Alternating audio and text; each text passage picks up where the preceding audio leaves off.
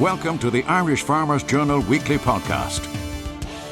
Hello, I'm Pat O'Keefe, News Editor with the Irish Farmers Journal. This week we finally got details of the new suckler support scheme, and beef farmers are now eager to get their applications in before the deadline next month.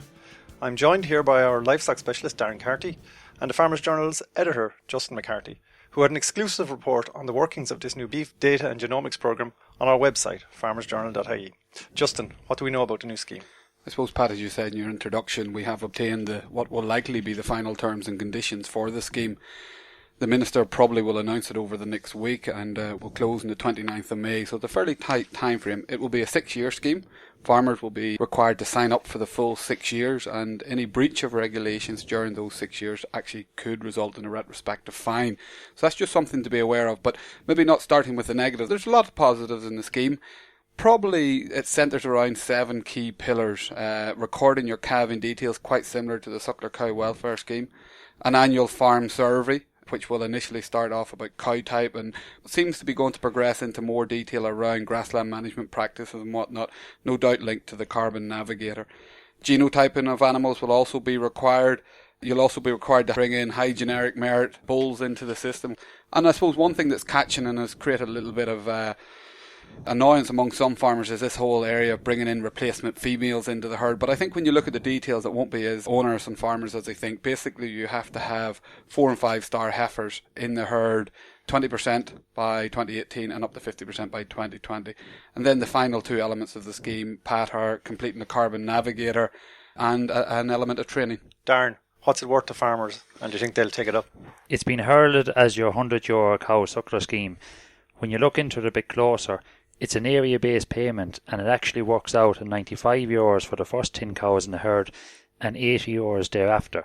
We've looked through the, terms and conditions very, very closely, and it doesn't tell you that if it's oversubscribed, whether the payment falls or whether they're going to limit the number of applications that get into it. So I presume you'll be going through it in detail in this week's Farmers Journal on the website, but in simple terms, will it be a popular scheme, do you think? And for a farmer with 20 suckler cows, would you be advocating that they look closely at this type of scheme? Definitely, Pat, for a farmer with 20 suckler cows, you're really looking at, I suppose, €1,670. Now, there's a few things you have to take out of that straight away. One of them is, and I suppose the farm organisations have come out already and said that they're not in agreement with this, is that there's a 60% genotyping requirement. What that means in essence is that the number of cows you have in 2014 is likely going to be the figure that the department are going to work off for the 5 years of the programme. So what that means is, if I have 15 cows, or if I'm your average farmer in Galway, Mayo or Scammon, 15 cows, I have to keep 9 suckler cows for the duration of the programme. And if you opt out after 5 or 6 years, get out of sucklers? Full clawback. Okay, wow. And any other small print that you spotted as you were going through it? Yeah, one of them is BVD, but this, in my opinion, is a very, very good aspect of it. Any animal born after the 1st of January 2012 that is designated as a PI animal has to be removed before the closing date of the 29th of May. We do need a further clampdown on BVD. We need to get the PI animals out of the herd. And there's 2 other, I suppose, small aspects, but they could turn out to be big aspects. One is a tax clearance cert, may be required before you get payment. And the other one is that the Eurostar ratings of all animals will be shown in the marts. Justin talked about the 4 and 5 star bull. Essentially, if you bring your weanlings into the mart next back end, the data of your animals, whether they're 1 star, 2 star, 3 star, will be available to everybody in the mart. Okay. But overall, Justin, I presume the Farmers Journal is positive, or welcome schemes like these they're very important in terms of protecting the suckler herd. They're essential, Pat, if you look at the level of profitability in the suckler herd. Darren talked about 20 suckler cows getting, actually 19, just looking at my figures, 19 suckler cows will get a payment of €1,670. Relative to the profitability of suckling, that's quite substantial. I do think there's a level of requirement, there's a level of uncertainty, but that's the case in all of these new schemes. I don't see actually anything in the scheme that will necessarily put farmers off. It's important that they get down, look at it. As Darren said, we will have all the details in the Farmers Journal this week.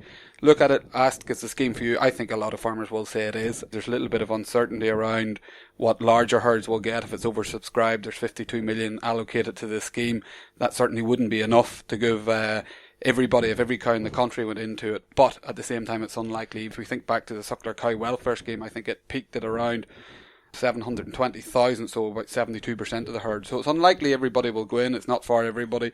But I think those farmers that are doing the thing well anyway, that want to do it a little bit better, definitely they should consider it. And would you think, finally, that it's a scheme that will actually deliver for the industry in terms of genetic progress and animal health? I mean, is it a well-designed scheme from that point of view? I think that's where the level of complexity comes in, because there are a lot of deliverables in it, and that's why you have, as Darren talked about, the element of genotyping. But I think as long as farmers comply, there's a level of flexibility shown, which I think is important. For example, if a farmer for some reason has to get out of the scheme in year 3 and year 4, he shouldn't be asked to pay back the money. But in terms of delivering for the industry, I think around the better breeding, around more focus, around more data recording, that can only be good for the industry long term. Excellent. Thanks, Justin and Darren, for going through a complicated scheme in a very quick time. And as we said, you can see more of their analysis and commentary on the scheme and a full explanation in this week's Irish Farmers Journal, and you can get all that content on farmersjournal.ie. The Irish Farmers Journal Weekly Podcast. Now, let's turn to an organisation committed to eradicating the diseases that most seriously affect cattle herds and farmers' incomes. And I'm joined here by Longford dairy farmer Mike Magan, who is chairman of Animal Health Ireland. Mike, firstly, just tell us about Animal Health Ireland. What is it and what does it do for Irish farmers? Animal Health Ireland is a public-private partnership set up 6 years ago on the initiation primarily of the dairy industry, and at that time with the concern that we needed to do something about iones in Ireland. It's part funded by the state, but after it has raised money from the industry. So what we raise from the industry has been matched by the state up to a maximum of 500,000. And so we're running on a budget slightly over $1 million, tackling diseases, non-statutory diseases, in other words, diseases that the state don't manage, but that do have an economic impact on Irish farms. So what kind of disease are you talking about? Well, the big one at the moment we're tackling is BVD, which we did a survey at the beginning of the industry, farmers, technical people, scientific community, as to what needs to be tackled. We had a list quite similar from both dairy and beef farmers, that BVD was one, mastitis, IBR, iones. They're the kind of issues that the industry felt needed to be tackled. BVD was something we could actually do something about quite quickly, because it's a disease that can be identified at birth of the calf. Then we had a structure whereby we could record the information on the national database, get the information back to the farmer, keep the cost down by the farmer actually doing the testing. And we also knew that if we could break the cycle of the persistently infected animals, we could get rid of BVD from Ireland. We did a costing of what it was costing the Irish farmers, 102 million a year. That definitely was considered a cost benefit to tackle. A 10-to-1 return on investment, costing the industry about 10 million a year to do the testing, and then getting 100 million of a benefit. And it's been going very, very well in general. 99% participation, some very small herds not participating. We're dealing with that. And I suppose the one issue that we are concerned about is that not all farmers are removing their persistently infected calves, that we know are continuing the cycle of BVD. If we could get that final piece of PI, persistently infected calf removal, we could actually finish this job in the next 2 or 3 years. So where are we today in terms of, in the spring of 2015, in terms of calves being born, being tested? The level is quite low, but there's still that small percentage you need to get rid of. Yeah, about 0.25 of the cattle population have come up positive this year. And so a quarter of 1% basically. Quarter of 1%, which is getting to the figure whereby we're able to break the cycle of revolving the disease around the industry, but it's still too high a level for us to be able to consider ourselves successful. The issue has been in the past, from the farmer's perspective, of expecting and needing compensation for the removal. So this is new, because it's an industry-led programme. The compensation aspect of it is much greatly reduced, if not eliminated altogether. But we do have some level of compensation, and we do hope that with a few new initiatives coming through over the next month or two, that we'll be able to finish this job. Okay, and what have you done on cell count? Because I know that is quite a problem in terms of the dairy herd mastitis and cell count issues. Yeah, up to about 5 years ago, national cell counts were creeping up steadily each year, up 4,000 or 5,000 SEC points per year. We had a look around as to what the international industry was doing, and we found that in Australia there was a really good collaborative approach between the industry and farmers, bringing everybody into it. and they're called Countdown Down Under. We asked them for the intellectual property on it. We got it. We modified it for Ireland. We've got the industry working together on SEC. It's been coming down steadily since. We'd like to obviously claim credit, but it's having a very positive impact on the profitability on farms. We got Teagasc to do a cost analysis of the real cost of mastitis on farms, and they showed clearly the biggest single benefit is to the farmer himself in getting lower SEC.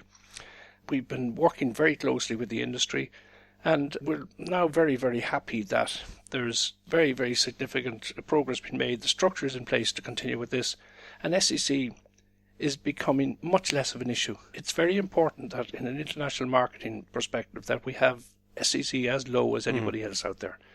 And I think now we're able to say that. But the job isn't done yet, but we're making great progress in SEC. We have an ambition for having over 80% of the milk of Ireland under 200,000.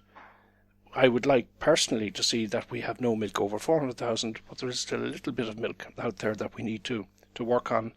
But in general, we're moving it down steadily, and the good thing is when farmers see the benefit of lower SEC and that they strive really hard to stay down. Challenge is, in a post-quota environment, will people now be inclined to milk every cow and let it creep up? Yeah.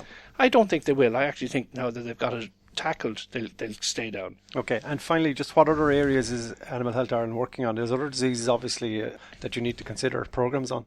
Yeah, there's a highly sensitive disease called Johne's disease, which studies show that we've got a lower level than most other countries. But the problem is that other countries have programs in place to dealing with it. Now we've got a pilot program, about 1,800 herds, dairy herds mainly, involved in a pilot program. We're gaining the knowledge that we need now to know how to come to the industry with a more extensive program. I don't believe it'll become a compulsory program, but it is something that we're going to encourage. The key to Johne's from international experience is that it needs to be a three-way split of the cost. The state, because there is ostensibly a link with some human health elements. From a marketing perspective, international markets require you to have a program, so there's a benefit there as well for the industry to see a commercial involvement and the farmer. So that three-way partnership is the approach we're adopting on Johne's. Very good. That was Mike Magan, Chairman of Animal Health Ireland. You can find out more about Animal Health Ireland's work in regular updates in the Irish Farmers Journal and also on the Animal Health Ireland website. We hope that you're enjoying this Irish Farmers Journal podcast. Find out more at farmersjournal.ie. As you've probably read in our coverage at farmersjournal.ie, the IFA has just launched a new book to mark its 60th anniversary. Our reporter, Thomas Hubert, talked to a leading figure in Irish farming and publishing who was instrumental in putting the book together. I'm here with Matt Dempsey, our former editor, chairman of the Agricultural Trust, and the list goes on, and now editor of a new book on the history of the IFA, The Path to Power. How did you go about editing this book and finding all this information? I imagine there's a pile of archive to swim through. How did it go? This book, firstly, was intended for the IFA's 50th anniversary. We have just celebrated the 60th. So there was quite a pile of material that had been accumulated under various headings and in various folders. So when I retired as editor of the journal, they asked me would I try and pull it together and have it more or less ready for the 60th. But then I was really asked would I tidy up the last chapter or so. But when I read through what was there, it was fairly clear that a bit more basic rewriting and reappraisal of the material that was included had to be carried out. So broadly, I'm afraid I simply went into the journal archives, and we go right back to the beginning of the organisation in 1955, and went through every single copy. You've condensed it to about 230 pages, and the title is The Path to Power. Is the IFA about power? Has it become a power in itself in Ireland? I think that's an interesting question. While I was editor of it, ultimately, unlike when you're the editor of the Farmers Journal, you can simply decide and take responsibility for every single word. The IFA is a much more democratic body. They've 80,000 members or whatever it is. They have a committee structure, president, general secretary. In direct answer to your question, is the IFA about power? It's certainly about the exercise of the collective views and wishes and to try to implement those of their farmer members. So if you want to call that power, I suppose the exercise and the ability to exercise it waxes and wanes with whoever is in government at the time, what the issues are, and I think crucially how cohesive the organisation is on any particular issue, and whether that then resonates with the politicians that have to deliver. So I think the power end is complicated as an issue, but ultimately the organisation is there to represent their members' views and hopefully to get an improvement on whatever proposals are being considered by government in relation to the management and supervision of the sector.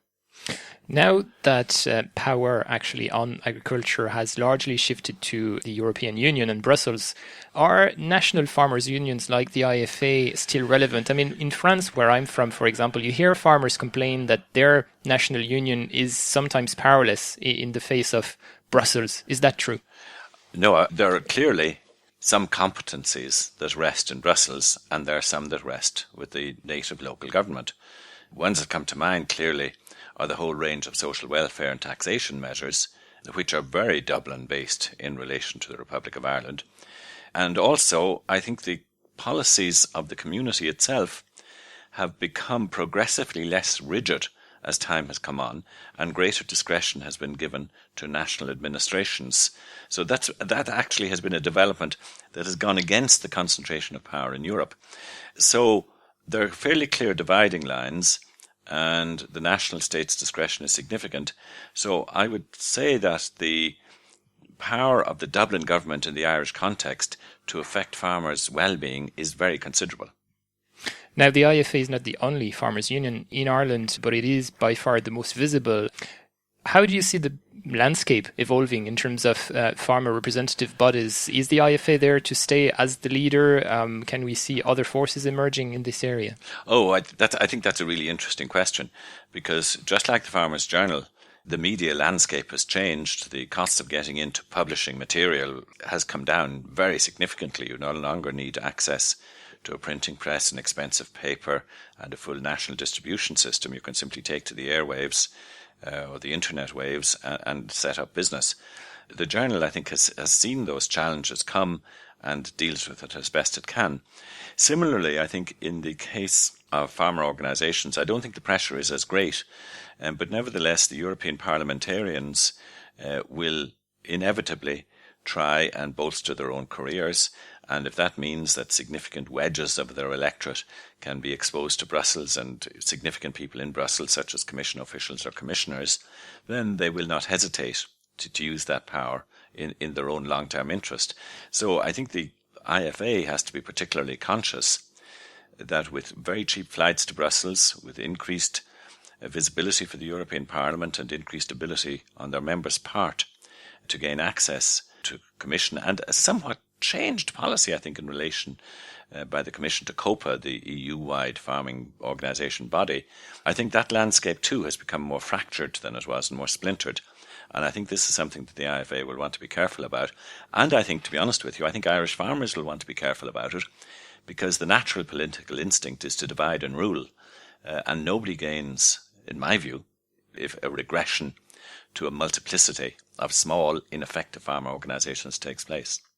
Finally, 60 years of IFA archives. Anything that surprised you, that you had never heard of and you found particularly extraordinary while researching this book? It sounds a bit pompous to say not particularly, but then when I was an agricultural student many years ago, I was involved in the local IFA branch and on the local county executive when I was 20 or 21. So I've seen the IFA, I suppose, grow from really small beginnings. I suppose there were some things that I'd completely forgotten about, such as that farmers used to have a place, as of by right pretty well, on the board of the central bank. When farmers drew attention under Donny Cashman, I think was the last one, to the mismatch between the exchange rate and farmer purchasing power and how they'd got totally out of line when the Irish economy went off the rails, he resigned in protest at the central bank policy, and a farmer never went back onto that board and was never reappointed to that board. I think myself that if a farmer voice had been present on that board, we might have been spared some of the absolute nonsense and madness that took place in the Irish economy in the years from 2000 to 2008, and we might have been saved a great deal of the traumas. Some food for thought there, Matt Dempsey. Thank you very much. And the book IFA, The Path to Power, is out now. Thank you. Pleasure. Thank you. The Irish Farmers Journal Weekly Podcast. Hi, my name is Ciara Leahy and I'm the consumer editor in Irish Country Living, and I'm here with Roisín Healy, who's one of our journalists. So Roisín, you have a really interesting feature in this week's Irish Country Living where you interviewed Des Jeffers, a blackcurrant farmer in County Wexford. Now, I think many of our readers will actually know Des's face when they read the feature. Yeah, he was actually one of the farming face of Ribena. He was on the ad for Ribena. Right, yeah, I knew I recognised him when I saw the feature this week.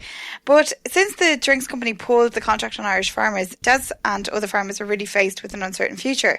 So can you tell me about your trip down to him? So he's from a family of blackcurrant farmers. It's been for 3 generations.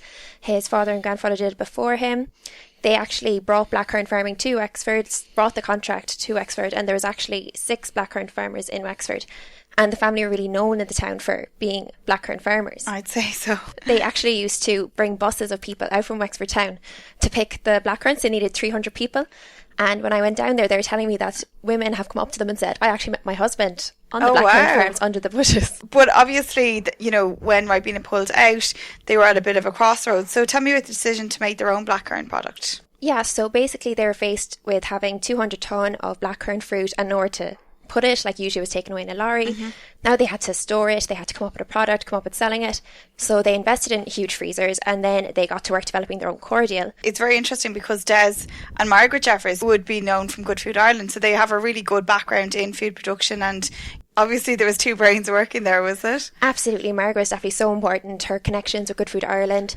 They actually reached out to jam producers, and jam producers used to import all the blackcurrants, but since using the Jeffers blackcurrants, they have said that it's more cost effective, they need to use less, so it's been an amazing connection.